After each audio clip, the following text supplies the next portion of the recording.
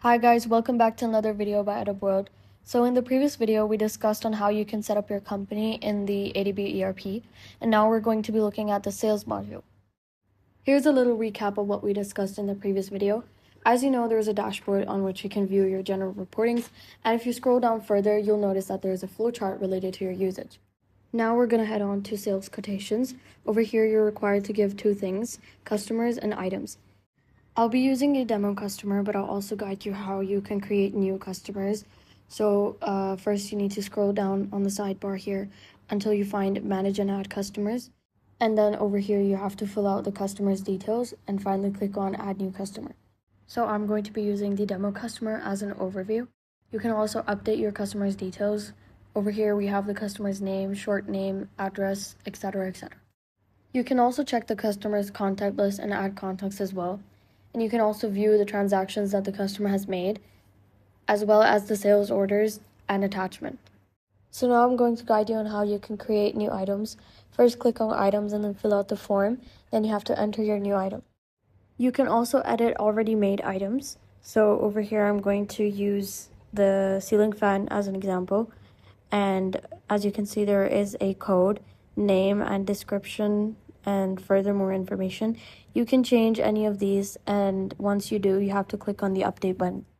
Now going back to sales quotations, as you can see in the customer section, demo customer has already been selected as default.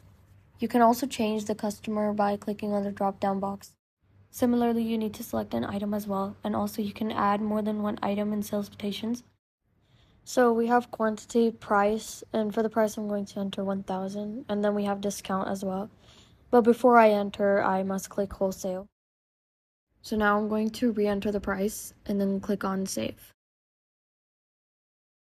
Okay, so it's saying the price is below standard cost. Okay, so this is happening because if you guys remember when we were creating the item, we had already given a cost to that item. So if you want to remove this error, you have to update the cost to be more than the price you're willing to enter right now. Now that the error has been removed, we'll process the quotation, and then you can also view and print this quotation later on. So when you go to Sales Quotation Inquiry, you'll find the sales quotation that you just created over here. You can also edit and re-enter information and then click on Update.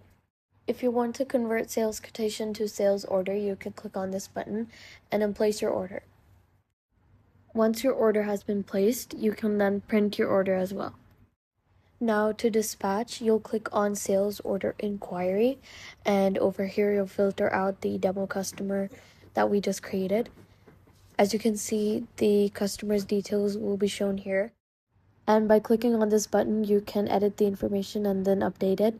But do know that after dispatch, this won't be possible, so you need to do this before dispatch.